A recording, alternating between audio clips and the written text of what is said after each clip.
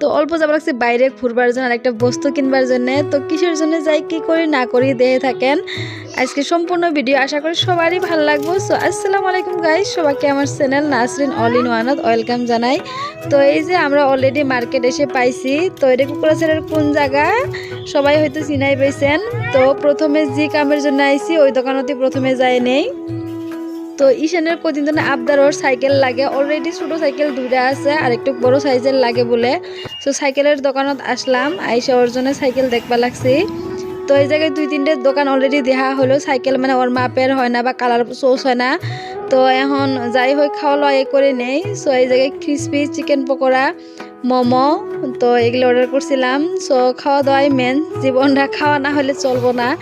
তো আর এই জায়গায় পাপড়ি চাট, তো এগুলো খাই নিলাম। খাওয়ার পরে আরো 2-একটা দোকান আছে, ওগুলো দেখে নেই যদি হয়। তারপর এই যে ফাইনালি আরেকটা দোকানত এসে পেলাম।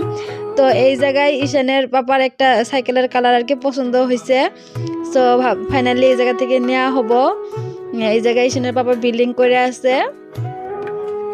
সো কি আর করার, পোলাইপানে আবদার করলে আঙ্গর মতন মিডল ক্লাস ফ্যামিলির লোক খাস করে আমার মনে কয় যে আমরা পোলাইপানে আবদার করার আগেই রেডি করে রাখি, যে পোলাইপান আবদার করার আগেই যেন সব বস্তু রেডি পায়।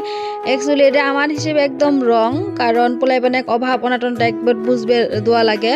কিন্তু আমরা কি করি, মানে বস্তু বাহিনী চাওয়ার আগে রেডি থাকে, ওই ক্ষেত্রে ওরা অভাব অনাটনটা বোঝা পায় না। সো এই জায়গায় একটু মরো দিয়েছিলাম কিছু প্রয়োজনীয় সামগ্রী নেওয়ার জন্য।